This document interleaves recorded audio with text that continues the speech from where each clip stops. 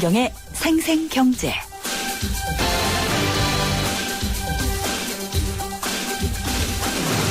안녕하십니까, 김윤경입니다.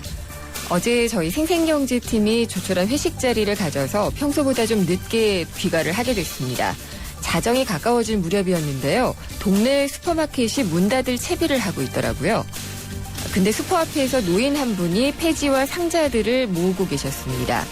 또 그리고 슈퍼 주인은 가게 안에서 쓰고 버리는 상자들을 가져다가 노인께 드리면서 같이 도와주고 있었고요. 보아하니까 하루 이틀 그런 게 아닌 것 같았는데 저는 처음 봤습니다. 노인들이 힘겹게 폐지를 이고지고 가는 걸 볼 때는 상당히 안타까운 그런 심정이었는데 어제는 가게에서 그나마 좀 수월하게 모아가시는 모습을 보니까 좀 정겹기까지 하더라고요. 지하철에서 무료 신문수거에서 돈 버시던 노인분들, 요즘 일감이 스마트폰 때문에 아주 많이 줄었다고 합니다. 종이신문 보는 사람이 거의 없으니까요. 게다가 젊은 사람들까지 폐지를 줍는 바람에 가게에서 나오는 상자, 노인분들 몫으로 돌아오기는 힘들다고 들었는데 어젯밤에 제가 마주한 모습은 사는 게 아무리 빡빡하고 힘들어도 어떻게 서로 돕고 살 수 있는지를 보여준 흐뭇한 장면이 아니었나 싶습니다.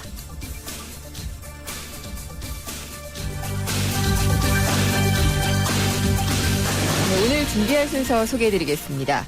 턱없이 낮은 것이 바로 우리나라 청년층 고용률입니다. 여기에 대해서 한국개발연구원 KDI가 보고서를 냈는데요. 경제 핫이슈에서 이 내용 자세히 들어보겠고요. 또 3부에서는 어제 나왔던 금융사 개인정보 유출 재발 방지 대책. 허점이 아주 많다는 지적인데 꼼꼼히 따져보겠습니다. 김윤경의 생생경제 1부 시작합니다. 연아가 알려주는 좋은 물의 조건. 물 드실 땐 꼭 수원지를 확인하세요.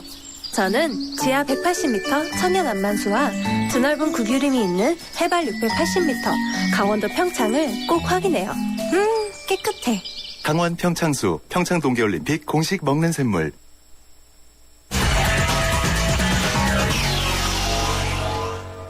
네, 오늘 증시 어땠는지 알아보겠습니다. 동양증권 금융센터 삼성역 지점 박진희 차장입니다. 안녕하십니까? 네, 안녕하세요. 네, 저희 만나는 날마다 시장이 별로 안 좋았는데 네. 오늘은 어떤가요?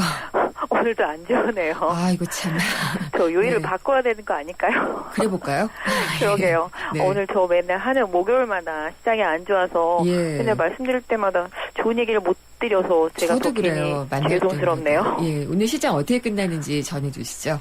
네, 오늘 시장 거래소 시장도 상당히 좀 약세로 마감됐습니다. 동시호가 무렵에도 상당히 물량 많이 출회되면서 지수가 마이너스 22.83, 1947.59포인트로 마감이 되었고요. 코스닥 같은 경우도 막판에 밀리면서 0.35포인트 하락한 522.72포인트로 좀 마감이 되었습니다.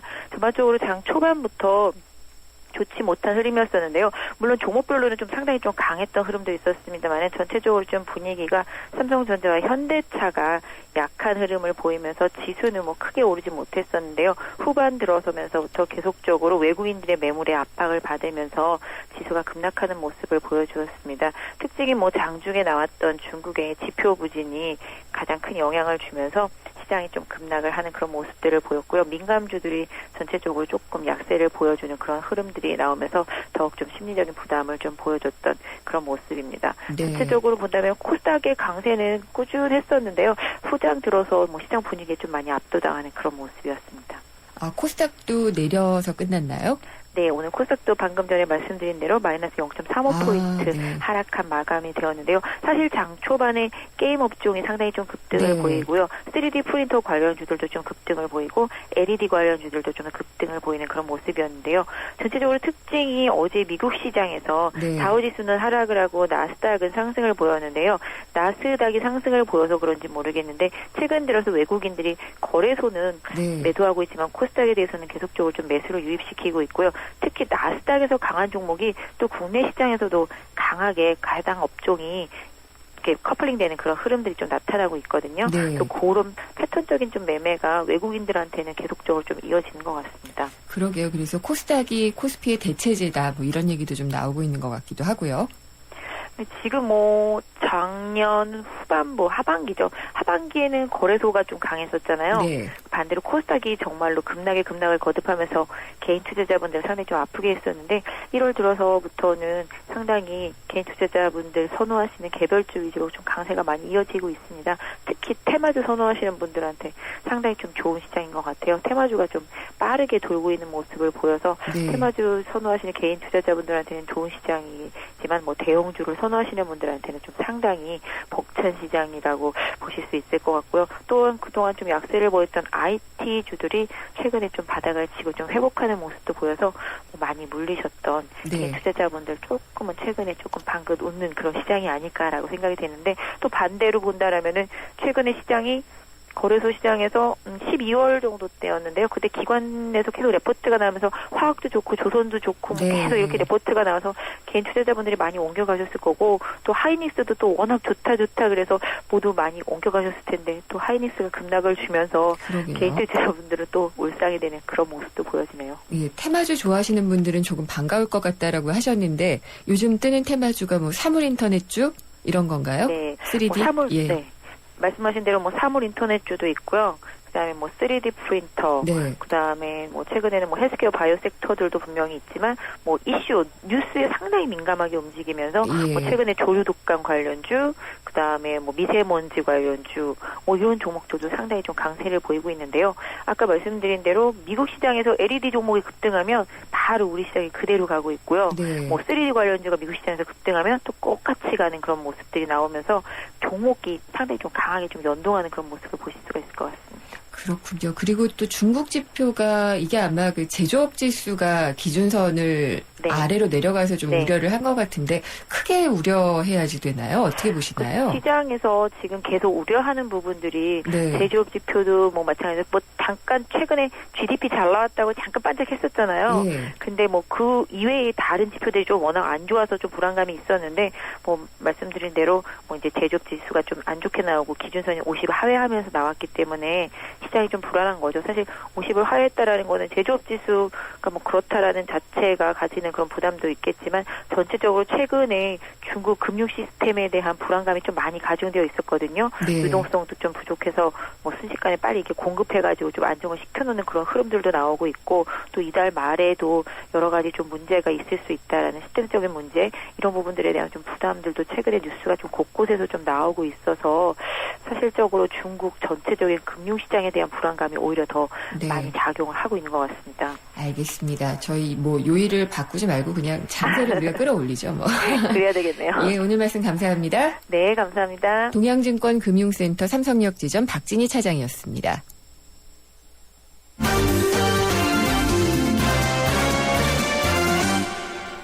네, 오늘의 주요 경제 뉴스 정리해 보겠습니다. 한국일보 이성철 산업부장 전화로 연결하겠습니다. 안녕하십니까? 안녕하세요. 네.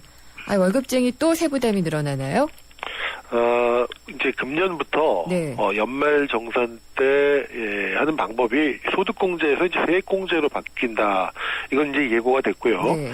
그렇게 됨으로써 이제 전체적으로 월급이 좀 많은 분들은 세부담이 좀 늘어나는 그런 결과를 빚어질 것 같습니다. 그래서 일단 매달 떼는 세금을 조금 늘리고 나중에 연말정산을 통해서 정산하는 그런 방식이 될 것 같은데요. 네. 그래서 600만 원을 기준으로 해서 월소득 600만 원을 기준으로 해서 그 이상 되는 분들은 다음 달부터 세부담이 조금 늘어날 것 같다는 겁니다. 그러니까 4인 가족 기준으로 한 월 3만 원 정도씩 늘어나게 될 것 같은데 연간으로 하면은 36만 원쯤이 되겠죠. 조금 더 구분해서 보면은 1인 가구, 그러니까 600만 원 근로자인데 1인 가구일 경우에는 월 51만 원에서 54만 원으로 세금이 늘어나고요. 네. 3인 가구는 38만 원에서 41만 원, 5인 가구는 34만 원에서 37만 원으로 늘어나게 됩니다. 그 다음에 700만 원 버시는 분들은 월 6만 원 정도, 네. 또 1000만 원 버시는 분들은 월입니다. 11만 원 정도, 한 2천만 원 월급 받는 분들은 매달 39만 원 정도씩 월급이 늘어나게 되는, 세금이 늘어나게 되는, 네.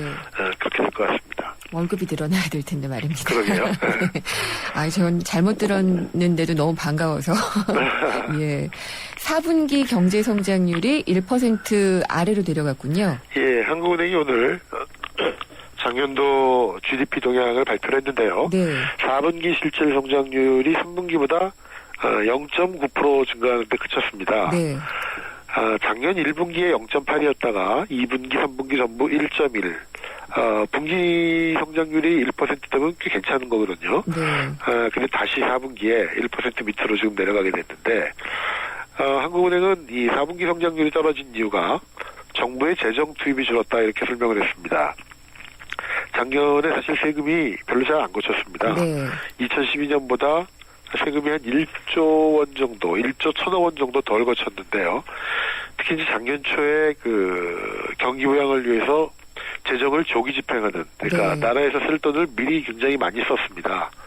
그렇게 되니까 하반기에는 별로 쓸 돈도 없고, 거기다가 세금까지 제대로 안 거쳐지니까 정부의 지출, 정부의 투자 이런 게 4분기 들어서 굉장히 뚝 끊어지게 된 거죠.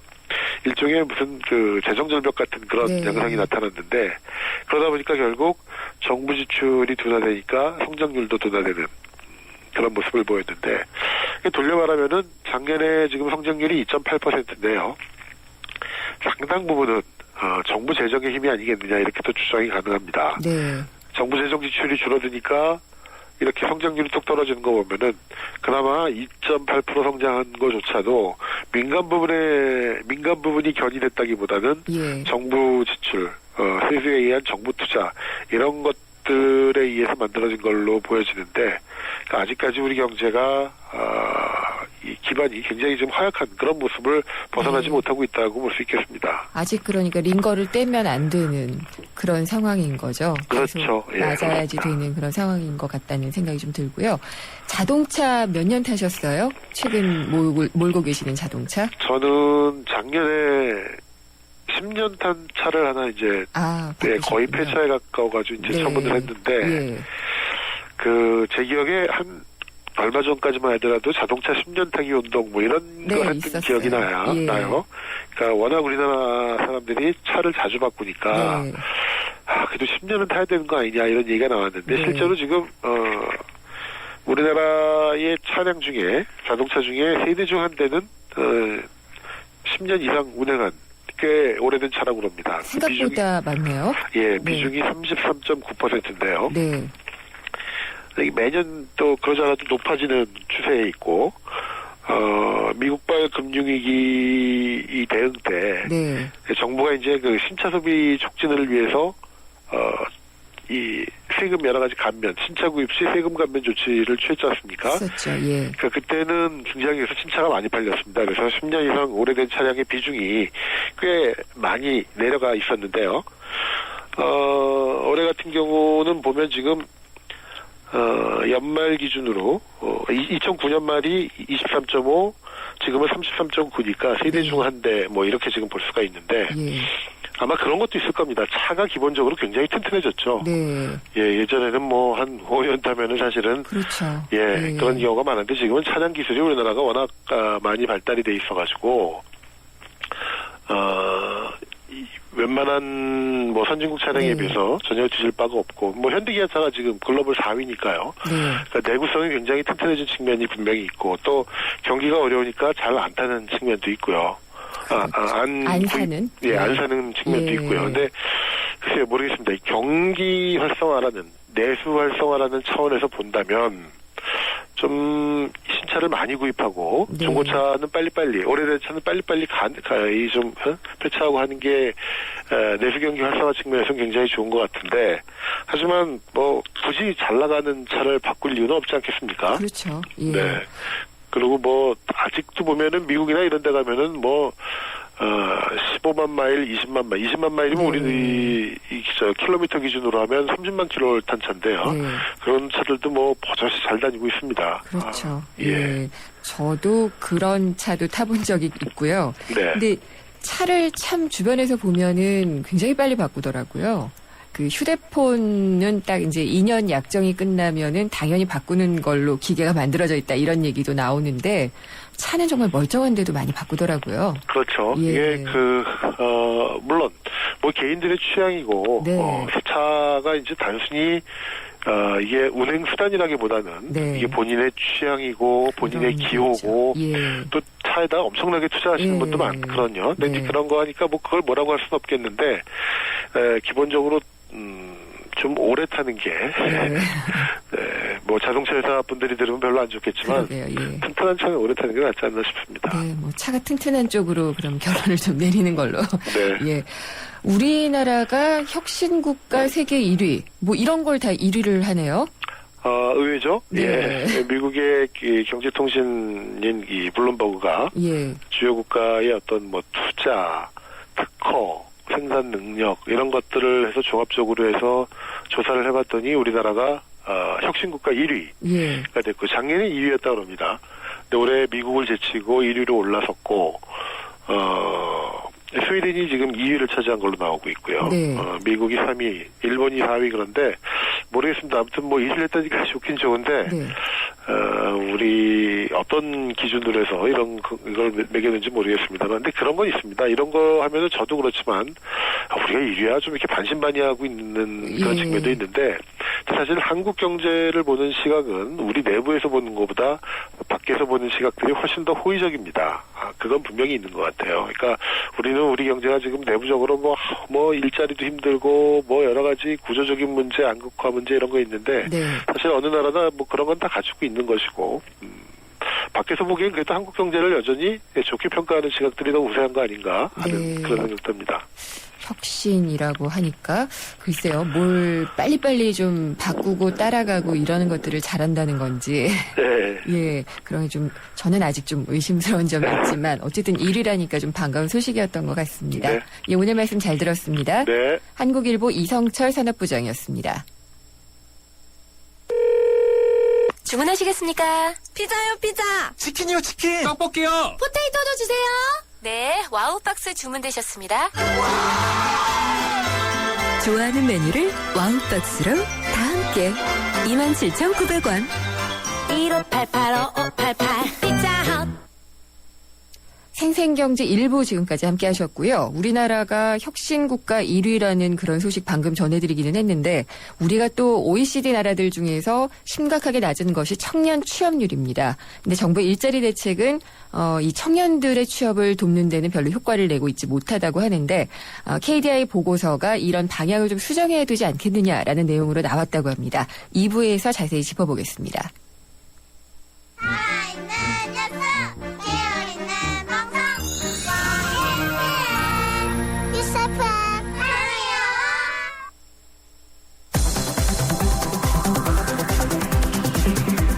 한 걸음 더 경제와 가까워지는 오후 김윤경의 생생경제.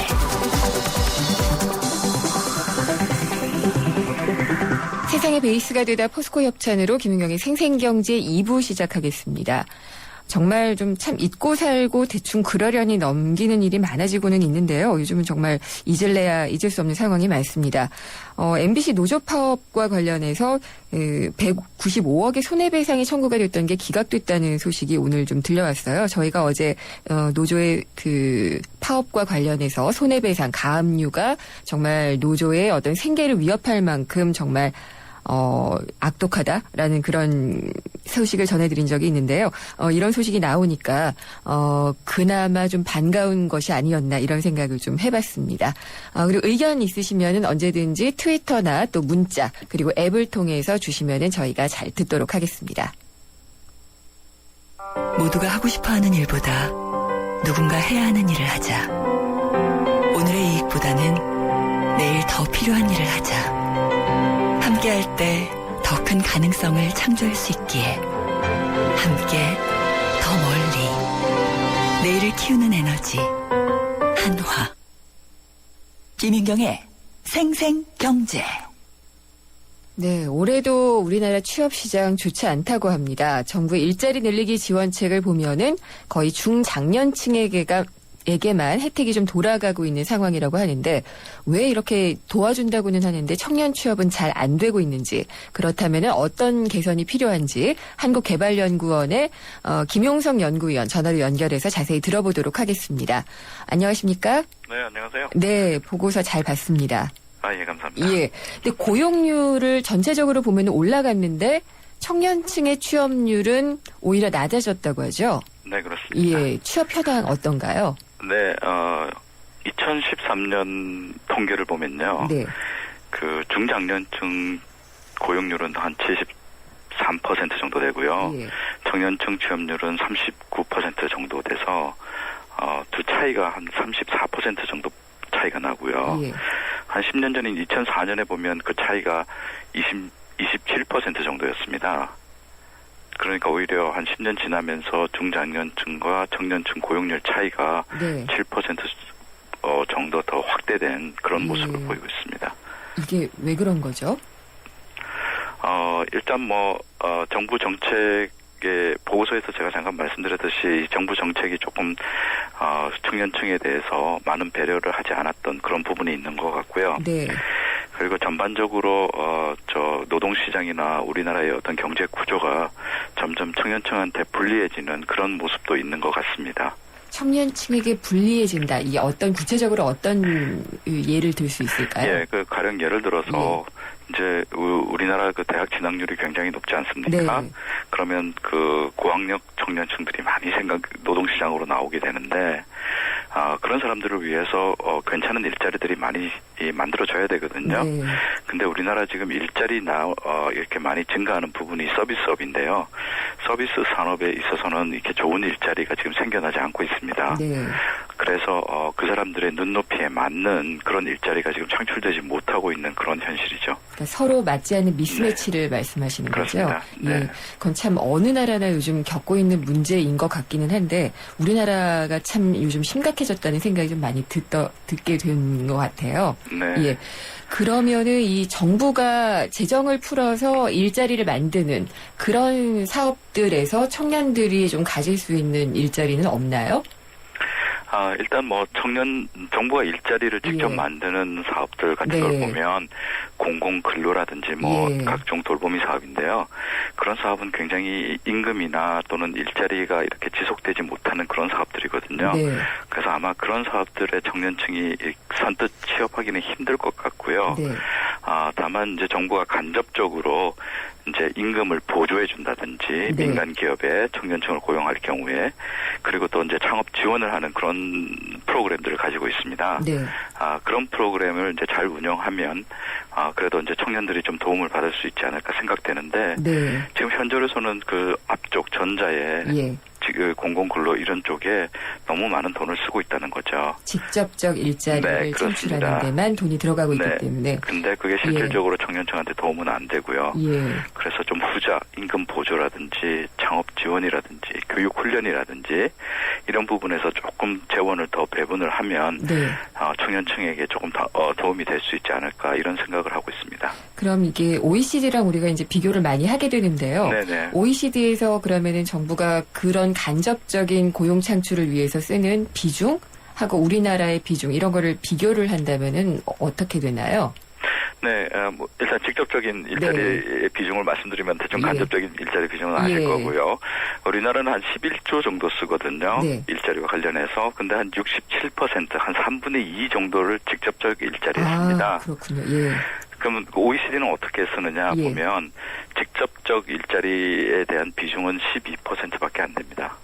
굉장히 차이가 나네요, 저희랑. 예. 네. 그래서 나머지 부분은 간접적인 아까 말씀드린 그런 부분들이겠죠. 네. 그래서 재원이 사용하는 데 있어서 굉장히 차이가 나고요. 예. 이런 부분에 대해서는 이게 과연 바람직한 것인지 예. 우리 사회가 한번 생각해 봐야 될 것 같습니다. 그렇다면은 이 청년층에게 간접적으로 일자리를 만들어주는 거라면은 청년 인턴제라든지 네. 아니면은 교육 프로그램을 가동하는 거라든지 네. 또 창업을 장려하는 거 이런 것들이 될 그렇습니다. 수 있다는 말씀이시죠? 그렇죠. 네. 지금 이 제도가 조금 미진하다는 지적이셨나요? 네. 예. 이거 예를 들어서 현장에 나가 보시면 많은 사람들의 어떤 고통받고 있는 청년들 이야기를 들을 수 있는데요. 일단은 지금 얼마 되지 않지만 이 제도라도 좀 잘 됐으면 좋겠다는 생각이 들었고요. 네.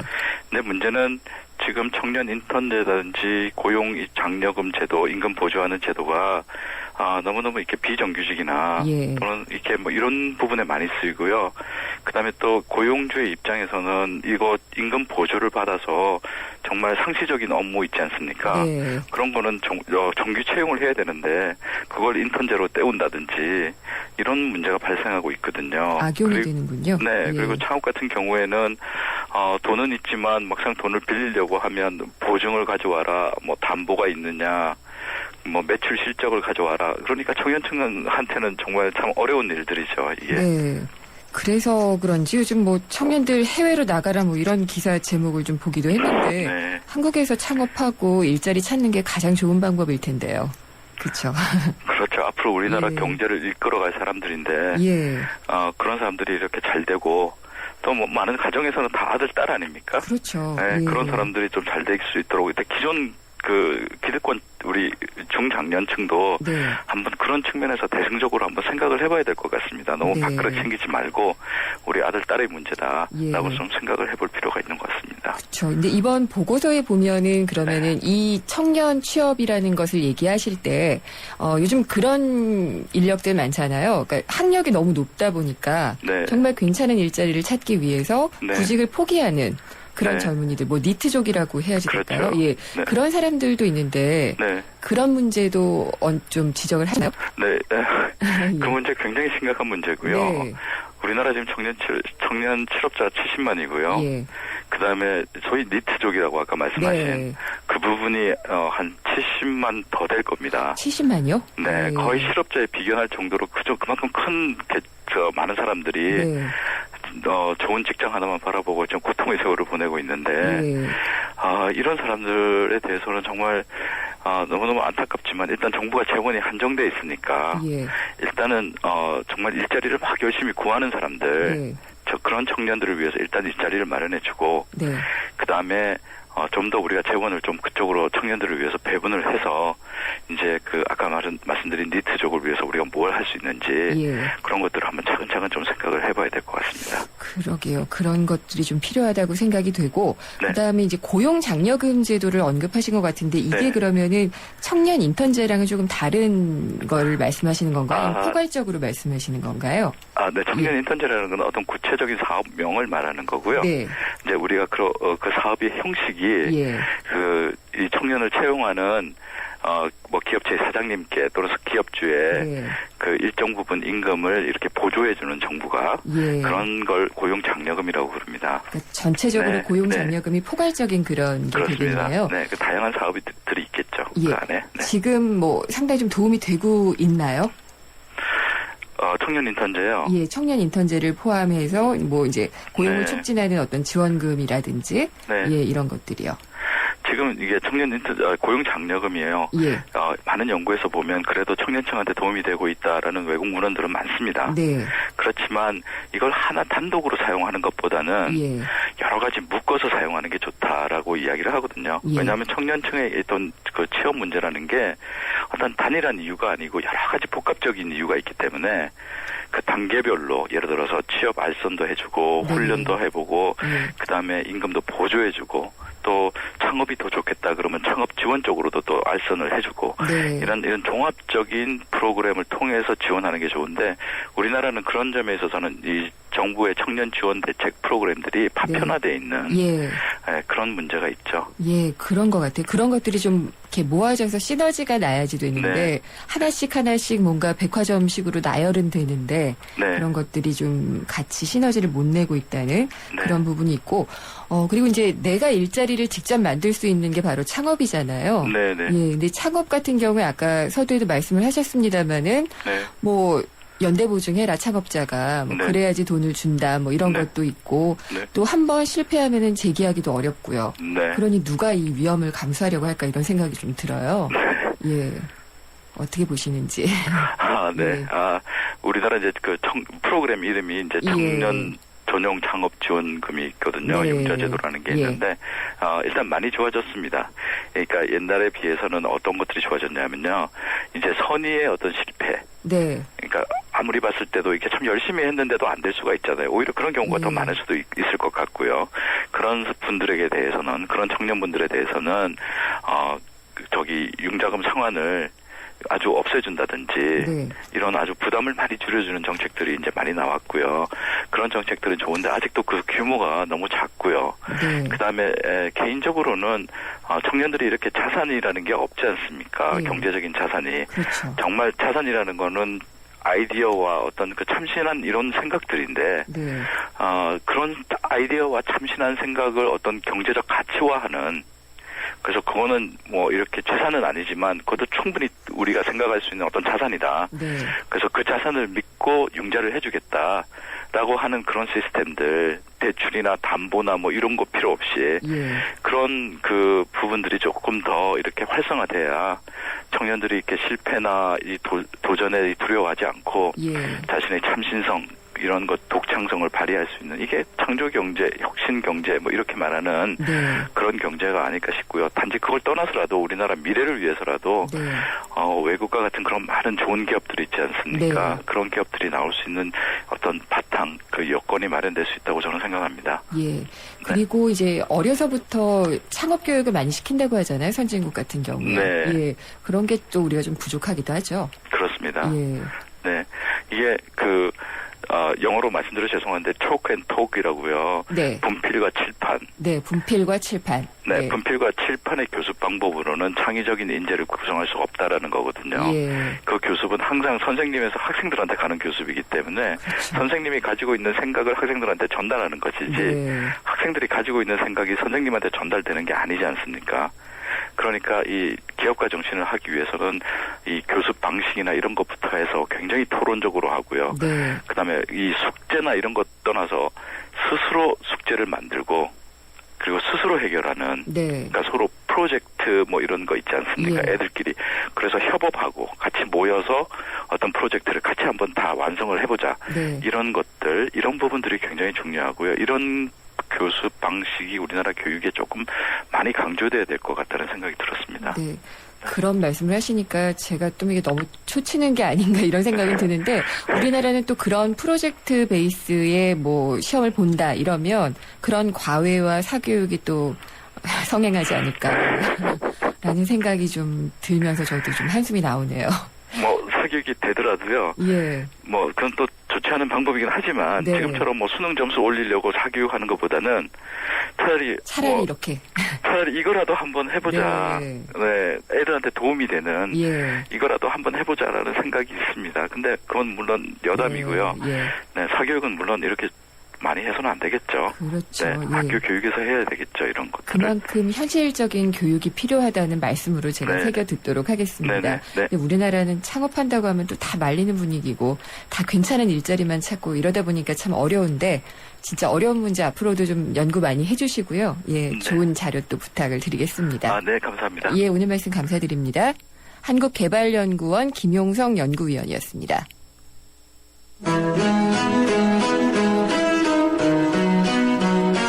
수천만 원에서 수억에 달하는 상가 권리금을 돌려받지 못하고 건물에서 쫓겨나는 상인들의 억울한 사연 들어보셨나요? 정확한 산정 방법도 없는 데다가 법으로 보호받지도 못하는 상가 권리금의 문제. 어디부터 잘못됐고 어디에서 고쳐가기 시작해야 할까요? 또 상인들이 피땀 흘려 상권을 일궈놓으면 프랜차이즈 점포들이 비싼 월세와 권리금을 무기로 자리를 뺏는 현실. 이번 주 금요기획에서 다뤄봅니다. 네, 전 세계에 어떻게 흘러가고 있는지 짚어보는 글로벌 경제 이슈 시간입니다. 연합인포맥스 이장원 부장 전화로 연결돼 있습니다. 안녕하십니까? 네, 안녕하십니까? 네, 목소리가 더 밝아지신 것 같아요. 예, 그렇습니다. 네, 식사 잘하셨나 봐요. 예. 아, 저희 맨날 가보고 싶은데 못 갔는데 다보스 포럼이요. 스위스 네네. 다보스 포럼이 진행되고 있는데 저는 가보고 싶다 그러지만은 계속 안 가는 사람들 있잖아요. 네, 저명 그렇습니다. 인사들 중에서. 예. 네. 그런 사람들 좀 어떤 소개를 분들인지. 좀 해드리겠습니다. 뭐 일단 지난주에도 저희가 다보스 포럼에 대해서 아주 자세하게 좀 설명을 드렸고 네. 우리 뭐 언론에서도 많이 나오는데 이번에는 이제 뭐 다보스 포럼에 참석하지 않는 사람들, 네. 이른바 이제 안티 다보스, 반 다보스 이런 사람들인데 유명한 사람들이 있습니다. 뭐 워렌 버핏이라든가 애플의 팀 쿡 CEO, 그다음에 지금은 고인이 된 스티브 잡스, 네. 또 페이스북의 CEO죠. 마크 저커버그. 이런 사람들이 대표적으로 이 다보스 포럼의 비판적인 사람들인데요. 네. 하나씩 좀 보면 이제 워런 버핏은 올해 이제 83살인데 여태까지 단 한 번도 이 다보스 포럼에 온 적이 없다고 하고요. 또 애플의 이제 스티브 잡스, 고 스티브 잡스죠. 이 창업자 역시 살아생전에 한 번도 다보스 포럼에 온 적이 없고 관심이 없는 거죠. 스티브 잡스 같은 빌 경우에. 게이츠가 와서 안 온 게 아닐까요? 뭐 그럴 수도 있고요. 네. 그리고 이제 그 후에 애플을 이어받은 팀 쿡도 뭐 다보스 포럼에 계속 안 오고 있고, 또 구글의 레리 페이지, 세르게이 브린 뭐 이런 사람들도 2년 전부터는 오지 않고 있고요.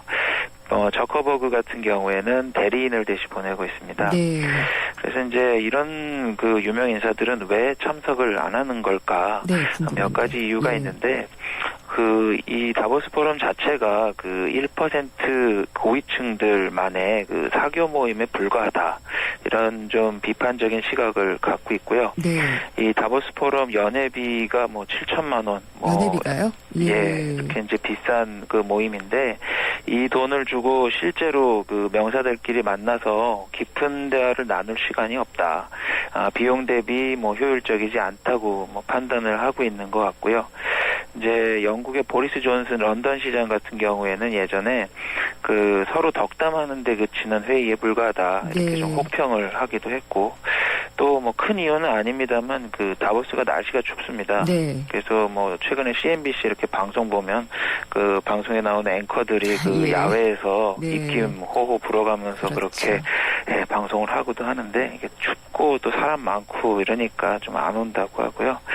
이런 좀 비판적인 시각과 관련해서 프란치스코 교황이 그 최근 한 말을 좀 지켜볼 필요가 있는데, 이 다보스 포럼에 대해서 가난한 사람들을 위해서 좀 부자들이 능력을 발휘해달라 이런 얘기를 했고요.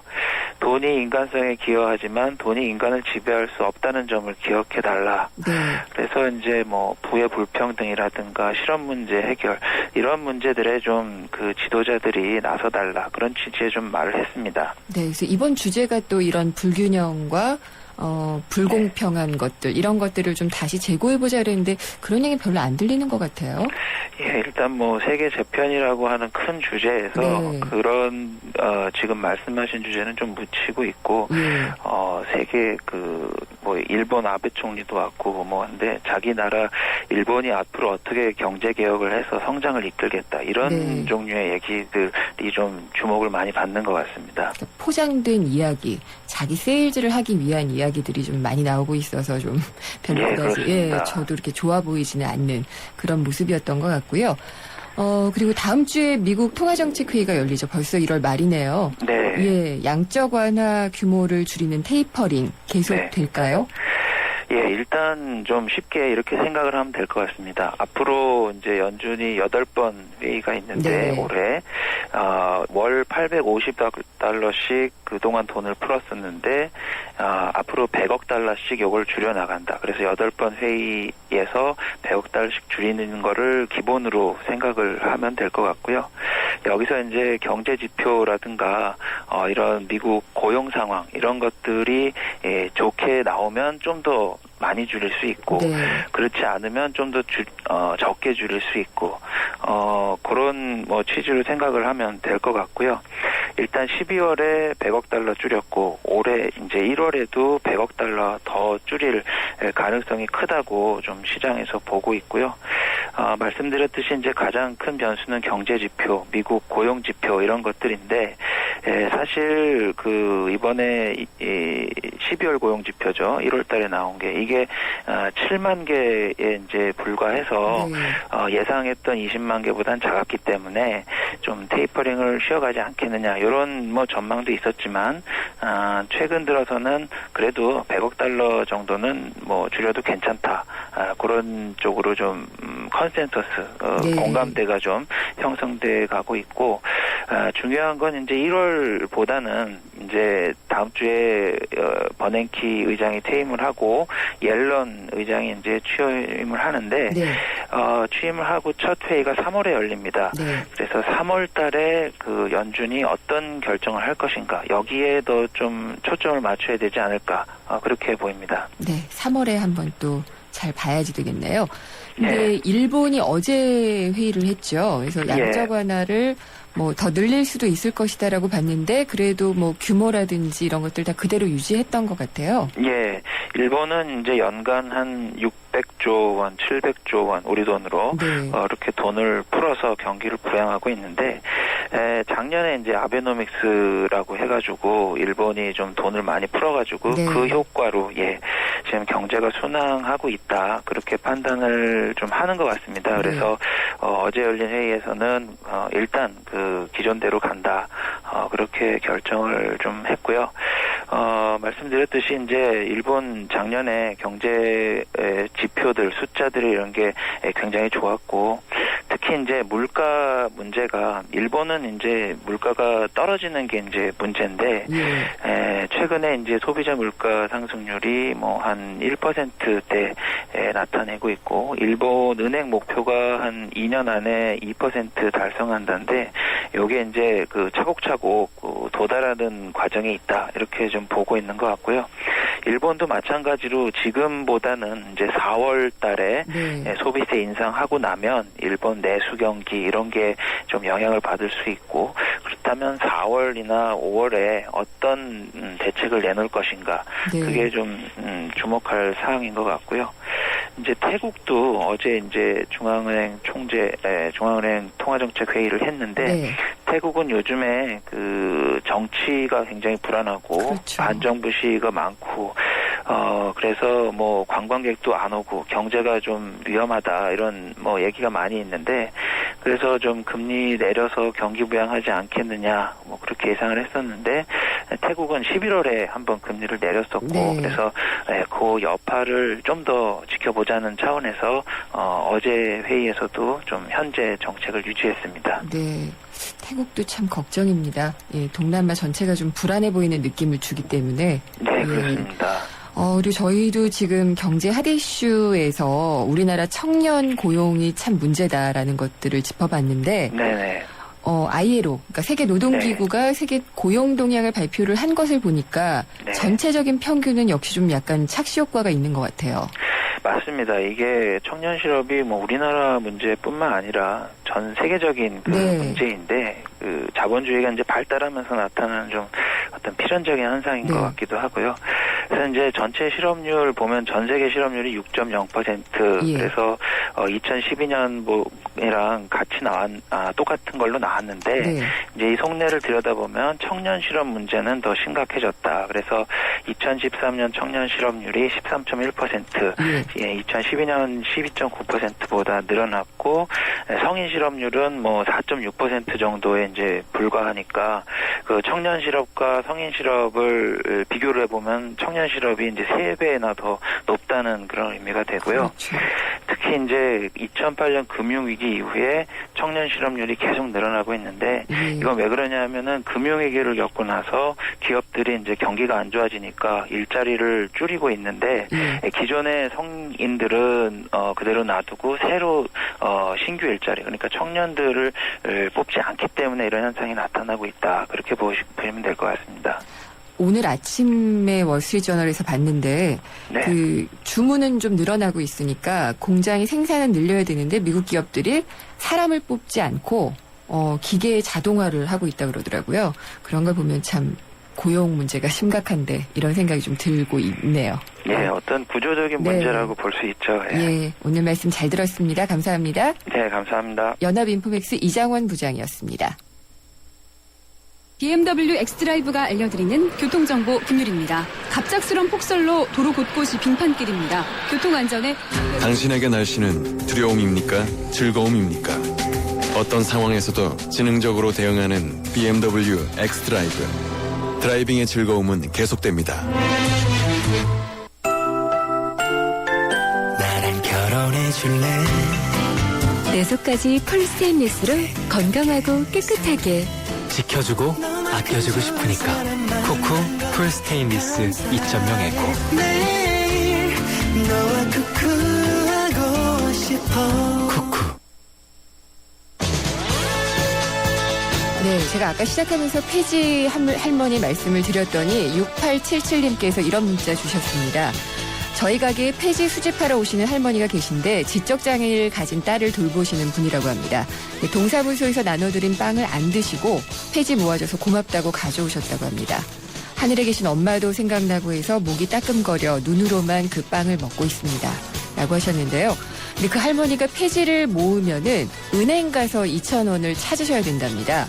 지하경제 양성화 이 미명 때문에 고물상에서 고물대금을 이렇게 통장으로 넣어주고 있다고 합니다. 누구를 위한 양성화인지 이렇게 얘기를 하셨는데 이런 얘기를 정책 입안하시는 분들이 들어야 되는데요. 아무튼 6877님 의견 잘 들었습니다. 3부에서는 어제 나온 금융사 개인정보 유출 재발 방지 대책 문제점을 짚어보도록 하겠습니다. 4시 뉴스 듣고 뵙겠습니다.